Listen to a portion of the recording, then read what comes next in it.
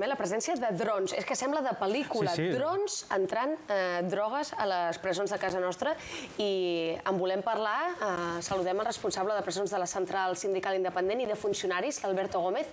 Alberto, bona tarda, gràcies per ser a l'altaveu. Hola, bona tarda, gràcies a vosaltres. Centrant-nos en aquesta mort del cap de setmana, com vau rebre la notícia d'aquest intern que perdia la vida a Brians 2?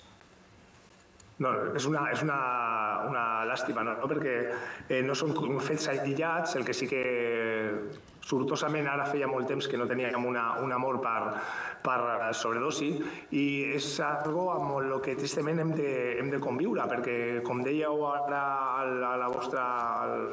l'inici, la droga dins de la presó existeix. A més, també la incorporació d'aquesta nova tecnologia que són els drons.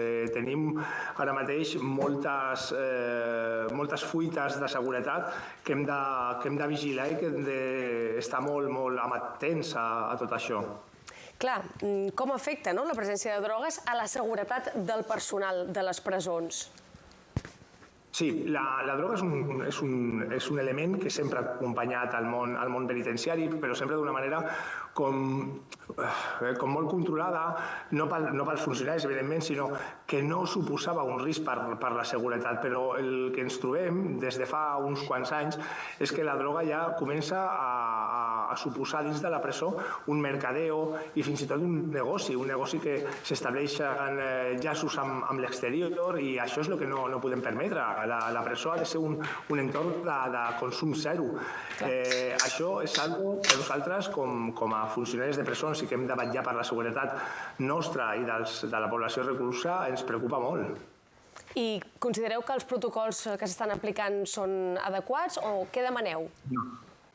No, nosaltres el que venim ja demanant fa anys, nosaltres la Central Sindical Independent de Funcionaris no vam voler signar un acord que es va signar fa un any i mig arrel de l'assassinat de la companya Núria Mas-Enric perquè consideràvem que aquest acord era molt coix en quant a mesures de seguretat. Llavors, creiem que estem en un moment, segle XXI, on s'incorporen noves tecnologies i també entenem que des de fa molts anys els serveis penitenciaris de Catalunya són molt laxes en l'aplicació del règim penitenciari i molts dels interns que cometen, que delinqueixen dins de la presó senten una certa impunitat amb la que fer aquest tipus de fets que són totalment reprovables. Llavors el que demanem és que es prenguin mesures serioses contra aquell percentatge de població que comete aquest tipus de delictes.